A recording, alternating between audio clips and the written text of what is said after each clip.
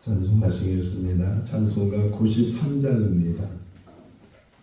찬송가 93장.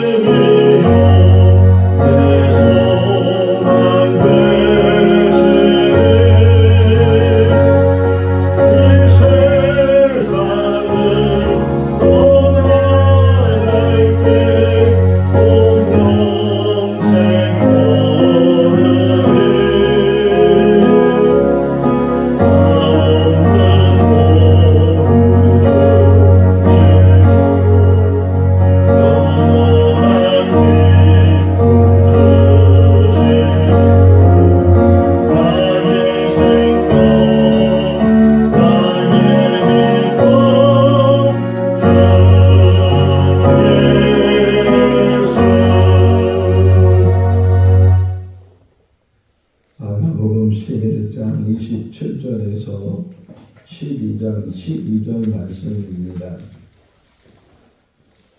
마가복음 11장 27절에서 12장 12절 말씀.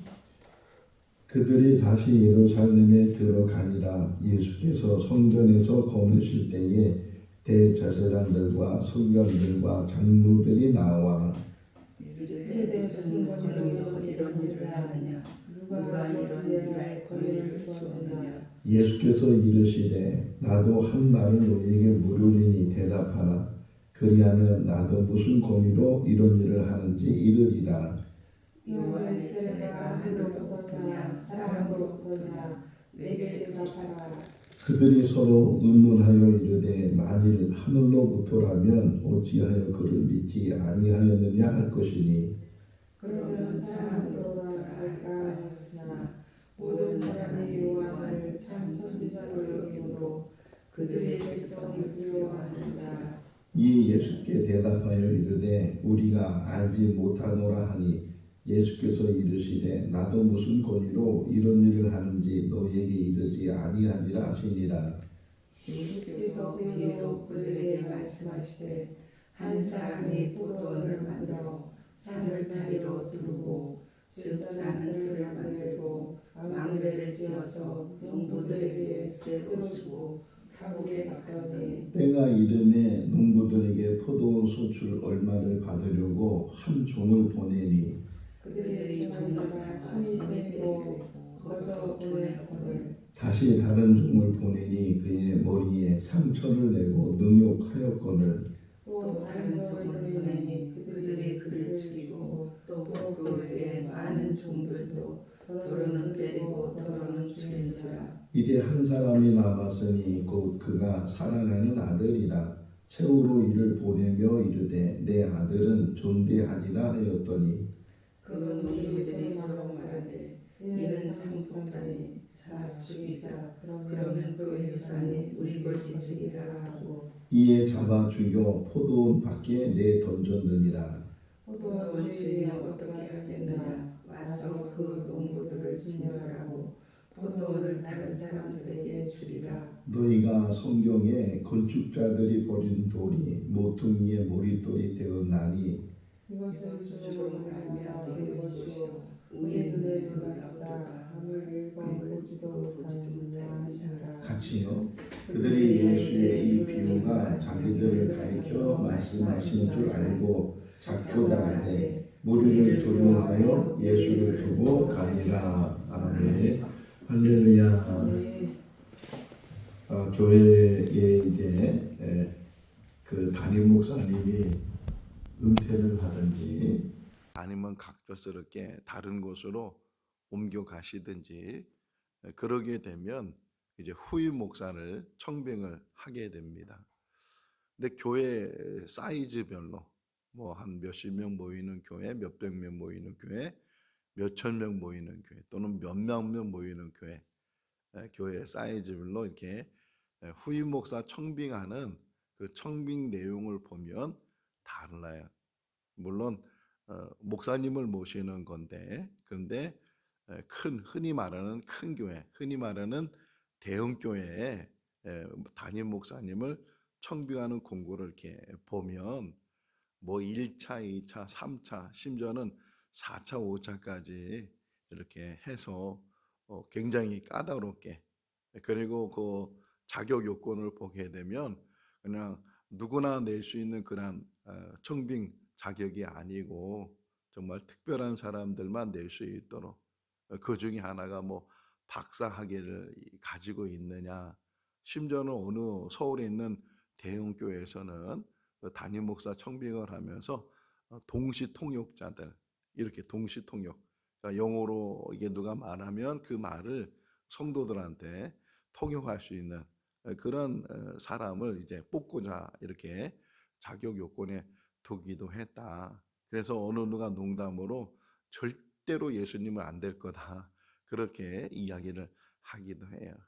뭐 지금 우리가 살고 있는 이 시대가 그런 자격을 따지고 뭐 기업에 들어갈 때도 흔히 말하는 대기업에 들어갈 때도 아무나 뽑지 않고 자격 요건을 까다롭게 하고 그래서 엘리트만 뽑으려고 하고 물론 그게 회사에 큰 도움이 된다고 생각하니까 그래서 많은 젊은이들이 흔히 말하는 스펙을 쌓는다고 그래서 무슨 자격증을 따고 학위를 받고 이제 그런 것들이 다 앞으로 살아가면서 어디 취업하거나 또는 목회자가 어느 교회에 가거나 이제 그런 얼마 전에 이제 제 친구 천안에 있는 교수 친구가 저한테 문자가 왔어요. 카톡으로 문자가 왔는데 5월 달에 며칠 날 좀 시간이 있으면 특강을 해달라고 그래서 무슨 특강인가 이렇게 물어보니까 박사 학위를 공부하고 있는 그런 사람들에게 특강을 해달라. 아니 나 같은 사람이 시골 목회자가 뭘 박사들 이제 되고자 하는 사람들 앞에서 무슨 특강을 하냐고 그러니까 괜찮다고 다 할 만하니까 내가 이렇게 부탁을 하는 거라고 그렇게 해서 어쨌든 하기로 했는데 보니까 한 30여 명 되더라고요. 박사학위 공부하는 그 사람들이 30여 명. 참 많다. 정말 어떻게 보면 좋은 일이잖아요. 계속 공부한다는 것. 계속 어떤가 뭔가 평생을 목회하면서 뭔가 또 이렇게 한 과목을 두고서 학위를 받을 수 있는 그것도 어떤 면에서는 좋은 기회가 될 수 있지만 또 한편으로는 이 사회가 자꾸만 그런 학위를 따지고 박사학위가 있느냐 없느냐 이런 것들을 따지다 보니까 자꾸만 사람들은 거기에도 관심을 갖게 되고 물론 학위를 갖고 박사가 되고 또 교수가 되고 뭐 대형교회 목사가 되고 그냥 되는 건 아니잖아요. 그냥 되는 건 아닐 텐데 그럼에도 불구하고 정말 목회자나 또 성도나 아니면 어느 뭐 학교 교수든지 선생님이든지 뭐 직장 어떤 어, 회사원이든지 하는 그 모든 어떤 분야든지 모든 분야에 진정한 필요한 것은 사람다움이에요. 사람다움. 인격이 돼야 되고 인품이 돼야 되고 사람다워야 정말 그 사람이 물론 부족한 것이 있고 모자란 것이 오기나 있다 할지라도 사람다우면 진실하면 어, 모든 일에 성실하고 진실하고 눈속임이 없고 누가 보든지 안 보든지 자기 주어진 일에 대해서는 최선을 다하고 하는 그런 사람들이 오히려 각 처소에서 맡은 일들을 잘 감당하면 그 공동체가 건강하게 잘 세워질 수 있는데 그냥 어떤 외적으로만 어떤 종이 한 장에 쓰는 그런 것만 이렇게 내세우다 보면 흔히 말하잖아요. 빈 깡통이 될 수도 있고 그냥 소리만 요란하지 안에 차 있는 것이 없는 그런 일이 된다면 혹이나 대통령도 마찬가지. 대통령 자리에 지금 대통령 선거 얼마 남지 않았는데 뭐 다는 아니지만 대통령이 되겠다는 사람들이 지금 나와서 열심히 뛰고 있는데 그 중에 한 사람이 되겠죠. 근데 누가 되든 간에 바라기는 정말 대통령다운 대통령에 대해서 이 나라를 위해서 우리 국민을 위해서 앞으로 이 다음 세대들 우리 후손들을 위해서 이 나라를 잘 세울 수 있는 그런 사람이 세워진다면 얼마나 좋겠는가. 그 명예욕에 빠지고 그냥 대통령 한번 되겠다고 그래가지고서 대통령 된 다음에는 어떻게 하겠어요? 다 평가가 생기잖아요. 누구든지 20년, 30년이 지나면 그 사람에 대해서 평가를 하게 되는데 정말 뭘 하든지 어떤 직책을 갖든지 사람다워야 되고 인격과 인품이 제대로 세워진 그런 사람들이 일을 해야 된다는 생각이고 교회도 마찬가지. 자, 예수님은 무슨 권위를 가지고 있어요. 무슨 학위를 가지고 있는 것도 아니고 지금 대제사장들 또 서기관들 장로들이 예수님께 물어요.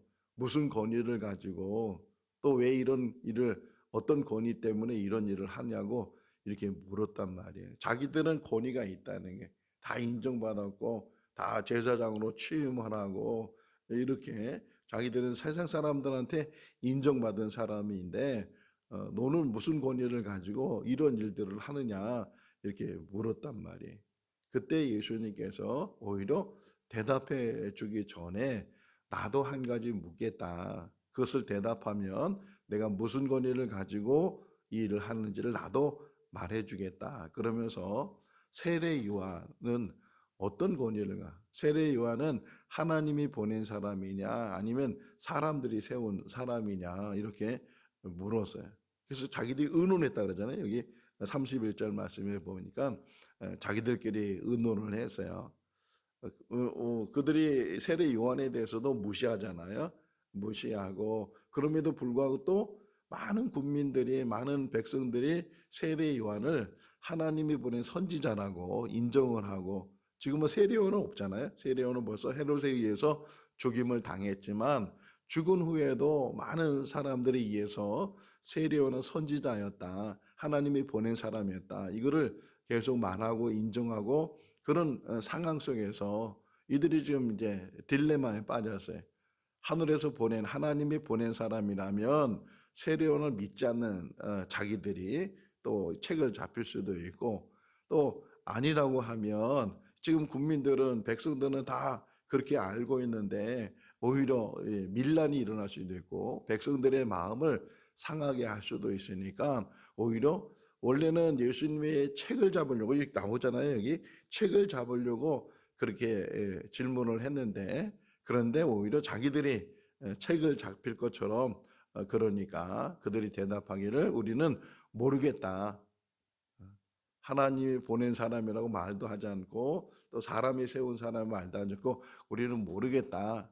그렇게 얘기를 하니까 예수님도 그러면 나도 너에게 내가 무슨 권위를 가지고 이런 일을 하는지를 말하지 않겠다. 이래서 이제 그 이야기가 11장 마지막 절로 끝나게 돼요. 자, 그러면 예수님은 말씀하지 않았지만 우리가 신앙인의 우리가 예수님에 대해서 생각하면서 지금 예수님의 권위가 어디서부터 나온 거예요? 할렐루야. 그래. 하늘로부터 하나님으로부터 예수님의 권위가 세워진 줄로 믿습니다. 신앙도 마찬가지. 신앙도 사람들은 자꾸만 어떤 스펙이나 어떤 외적인 것 그것을 자랑하고 내가 무슨 자격증이 있다고 내가 무슨 학위를 받았다고 그것을 혹이나 자랑한다 할지라도 반대로 그런 학위도 없고 어떤 자격증도 없고 그런다 할지라도 하나님 앞에 바로 서 있으면 이게 가장 중요한 줄로 믿습니다. 하나님 앞에 바로 서 있어야 된다. 또 좋은 생각을 또 하나 얘기하면 어느 정말 대형 교회야. 우리나라의 이름만 되면 알아주는 그런 교회인데 그런 교회가 이제 담임 목사님을 청빙을 하는데 그 청빙해 오신 분이 박사학위가 없는 분을 모셨어요. 웬만하면 뭐 몇천 명 모이는 교회도 그냥 그게 제일 중요하고 어디서 공부했는지 어떤 학위를 가졌는지 그런데 그 뽑은 그분을 모신 이유는 그분의 인품이었어요. 아직도 그런 교회가 있다는 게 아무리 대형 교회고 큰 교회라 할지라도 사람 물론 그게 쉽게 알 수 있는 건 아니잖아요.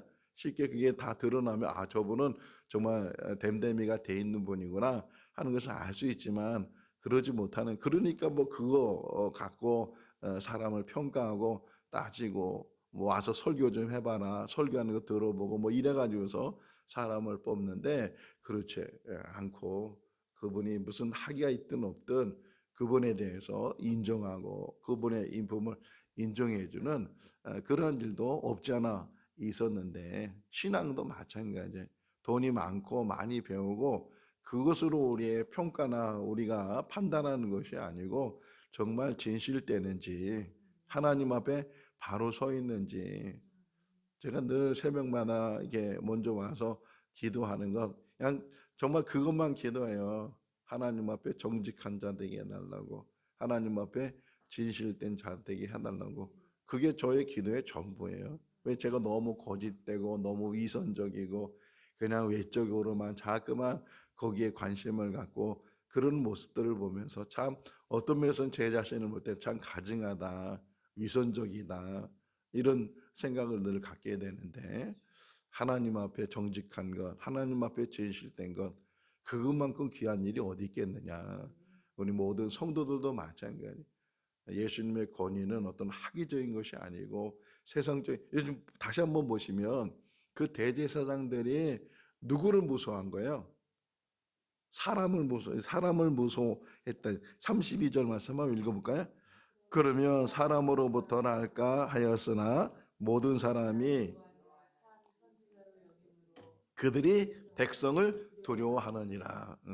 사람을 의식하고 사람을 모사하고 그러다 보니까 진실을 말하지 못하고 위선적이고 거짓된 그런 말과 행동을 하게 되는 것처럼 물론 사람을 경히 여기거나 사람을 무시하라는 얘기는 아니고 정말 우리가 두려워해야 될 대상은 하나님이다. 하나님 앞에 진실하지 못하면서 사람 앞에만 인정받으려고 하고 사람 앞에만 잘 보이려고 한다면 그게 바로 위선이잖아요. 그게 외식이고 그게 형식적인 그런 신앙생활이고 그게 목회인데 그런 목회를 하면 안 된다는 거죠. 항상 우리가 물론 사람 앞에서도 화목을 이루고 잘 그 댐댐이가 보여져야 되지만 무엇보다도 하나님 앞에 하나님 코람데오라고 늘 그러잖아요. 코람데오. 하나님 앞에 서 있는 그런 삶이 우리 삶이 돼야 된다. 또 하나 은혜 받은 거는 오늘 27절 다시 시작을 보시면 예수님께서 어디 지금 계시다고 표현되어 있어요. 27절에 예수님이 성전에 계시다. 성전을 어떻게 한다 그래요? 동작적으로 성전을 거닐고 계시다. 지금 나귀를 타고 예루살렘에 가셨을 때 나귀를 탄 이유가 스가랴 9장 9절에 있는 말씀을 이룬다 그랬잖아요. 그러니까 마지막 때가 이제 다 된 걸 아신단 말이에요. 예수님이 이제 십자가 사역 대속의 그 희생 제물이 된다는 사실을 알면서도 예루살렘에 들어가면서 예루살렘이 작은 게 아니에요. 수도잖아요. 이스라엘 수도이고 뭐 여러 장소가 있는데 그런데 유독 예수님은 나귀 타고 그 들어가시면서 성전에 들어가셔요. 그 다음 날도 또 다시 예루살렘에 가서 성전에 들어가셔요. 그 다음 날 마가복음에 의해서는 성전에 들어가서 거기 매매하는 사람들, 돈 받고 있는 사람 다 엎어버리고 다 내쫓아 버리잖아요. 그리고 나서 다시 성전에서 이렇게 거닐고 계시다. 이 의미 속에서 이 새벽에 오늘 새벽에 저한테 주신 은혜가 뭐냐면 주님이 어디 머물러 계시다고요? 성전에. 우리가 어디 있어야 된다고요? 할렐루야. 저도 이렇게 경험하는 게 물론 어디든지 편안하지만 그래도 제일 마음이 평안한데 어디예요? 전사님은 여기잖아요. 그죠?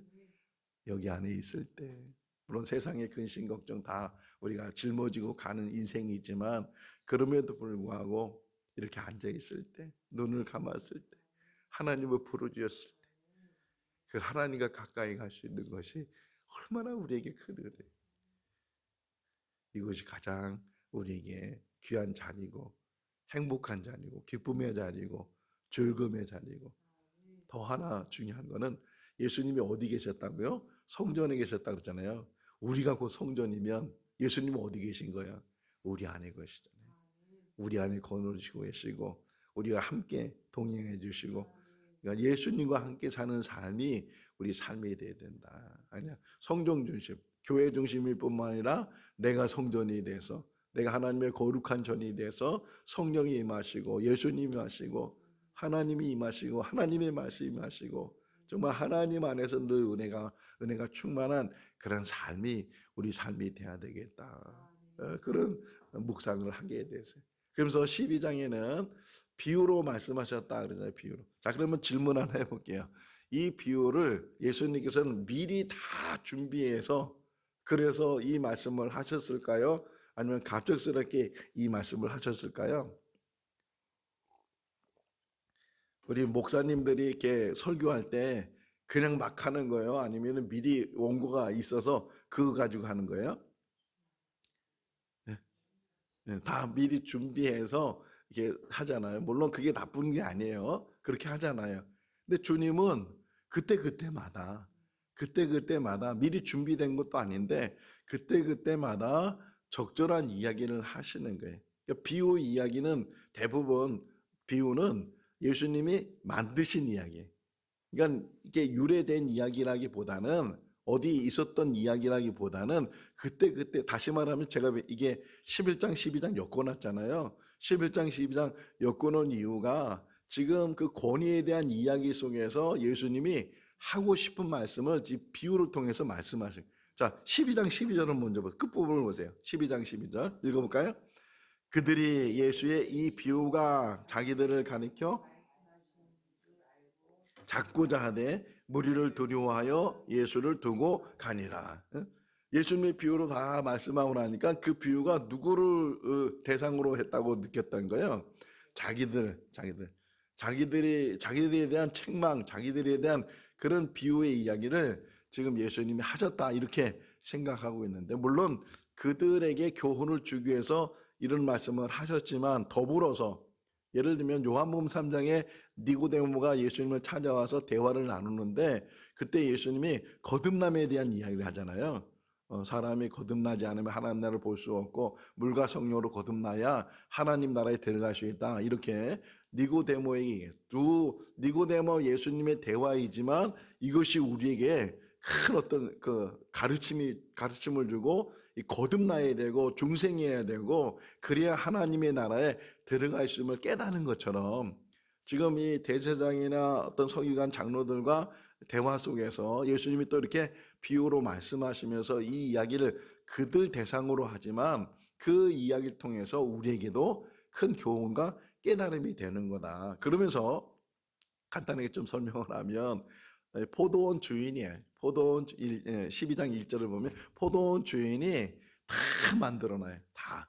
다 만들어놔서 그래서 이제 이 세를 줄 때는 와서 일만 하면 되도록 그러면은 포도 열매가 맺을 수 있도록 다 울타리도 만들어 놓고 다 심어 놓고 열매 맺을 수 있는 그런 모든 것들을 다 만들고 뭐라고 표현하냐면 세를 주고 이렇게 하잖아요.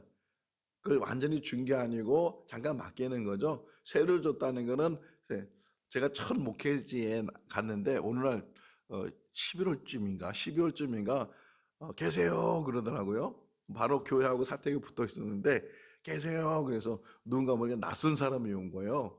그래서 어떤 일로 오셨냐고 하니까 토지세를 받으러 왔대. 그래서 그게 무슨 말인지 전혀 처음 이제 그 교회 가서 부임한 지 몇 달 안 되니까 그래서 불나게 또 장로님 댁에 가서 장로님한테 물어보니까 그 건물은 교회 건물인데 땅은 다른 주인이 있어서 매년 토지세를 낸다는 거예요. 매년 토지세를 내서 그래서 이게 토지세를 그게 전 처음 갔으니까 그때 알았어요. 땅 주인이 따로 있구나 하는 것을 알게 됐는데 지금 그 얘기 포도원을 다 만들어 놓고 그 농부들한테 이게 세를 준 거예요. 맡겨주면서 그러면 그냥 주는 게 아니고 그 세를 받는 거잖아요. 수확을 하면 수확의 얼마를 이제 받게 이렇게 약조를 하고 그리고 주인이 멀리 갔단 말이에요. 그 때가 돼서 이제 수확철이 돼서 이제 그것을 받기 위해서 종을 보냈더니만 종을 심히 때렸다 그러잖아요.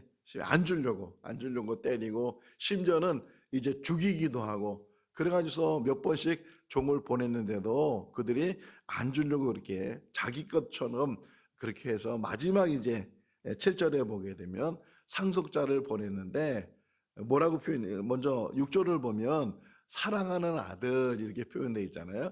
그 사랑하는 아들, 그러니까 주인이 가장 사랑하는 아들을 보내. 이 아들을 보내면 분명히 이제는 그들이 인정해주고 줄 것이다 이런 생각으로 보냈는데 오히려 그들 생각은 이 상속자다. 상속자만 죽으면 그러면 이 포도원은 우리 것이 된다. 이래 가지고서 오히려 그 아들을 죽이고 저 밖으로 내 던져 버렸다. 이렇게 표현을 해요. 그러면 진짜 주인이 그 가만히 있겠느냐? 진멸하게 되고 그들에게 빌려줬던 그 포도원을 다른 사람들에게 주지 않겠느냐? 이렇게 예수님의 비유로 이야기를 하셨어요.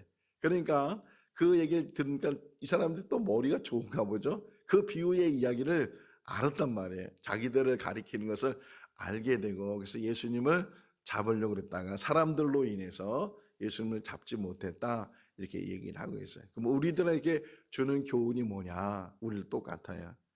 우리가 주인이 아니라는 거예요.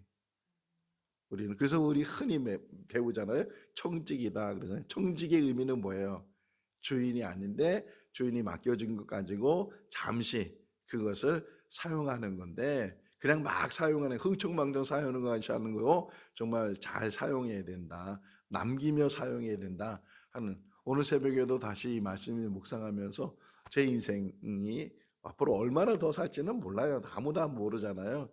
근데 정말 내가 정말 이 시간들을 이 날들을 이 기간들을 어떻게 내가 살아야지 바르게 사는 것이고 그리고 정말 가치 있는 삶을 살겠는가 그런 생각이 다시금 제가 들었어요.